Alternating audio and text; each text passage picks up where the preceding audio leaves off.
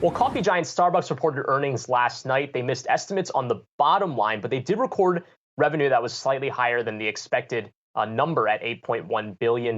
We've got Yahoo Finance's Brooke DiPalma here, who had the chance to chat with the CEO, Kevin Johnson, following the earnings call. So, Brooke, tell us about exactly what impacted the quarter, according to Kevin. Brian, these earnings results were largely based upon the impact of soaring inflation, supply chain, and staffing shortages that hit the restaurant industry at large. But Kevin Johnson did tell me that Omicron really amplified the effects of all those things. With the rise in cases, the COVID benefits that Starbucks offers, including isolation pay for any partner that is exposed to COVID or tested positive, spiked last quarter. Now, take that and combine it with third-party providers that do daily store deliveries, also running into staffing shortages, forcing what Kevin said, the company having to do more, go to, quote, the spot market and pay for transportation delivery to allow the company to meet the higher demand that it saw this recent quarter. In the earnings call, we anticipate supply chain disruptions will continue for the foreseeable future. We've already taken pricing actions this fiscal year, one in October of 2021 and another in January of 2022. And we have additional pricing actions planned through the balance of this year, which play an important role to mitigate cost pressures, including inflation, as we position our business for the future.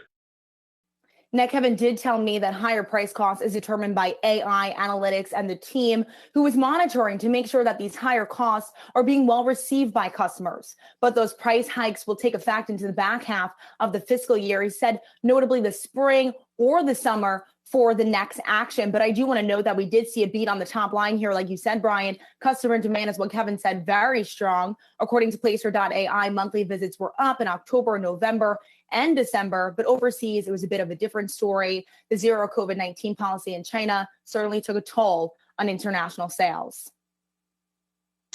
Brooke, Kevin Johnson is certainly facing internal pressure right now as well, with employees in nearly 20 states now pushing to unionize. What did he say about that, and specifically how that's likely to weigh on the company?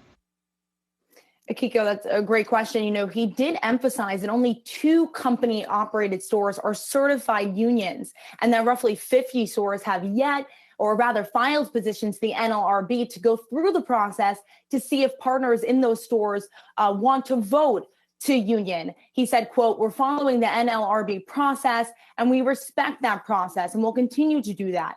But he did mention that they have a few thousand stores in our China licensed partners, like many of the big grocery channels, for example, that have a Starbucks within their grocery store that are unionized. So we've got experience with our licensed partners and how they run unionized stores. And at the end of the day, we always listen to our partners. We always will, whether they're a union store or not. Now, those licensed partners include Kroger, Target, Safeway, Albertsons, among others. And he did mention that $1 billion investment in wages made back in October that brought the average hourly rate to $17 an hour, with hourly wages from $15 to $23. But Akiko, there's a long road ahead of what this unionization efforts may look like. On February 23rd, the count for more than 3 stores in Buffalo is set to take place. So it'll be interesting to see how this plays out for Starbucks as they continue to work with partners, as more look to unionize and more stores potentially make a move to vote. Akiko? It's certainly a story we'll be watching. Brooke DiPalma, thanks so much for bringing us that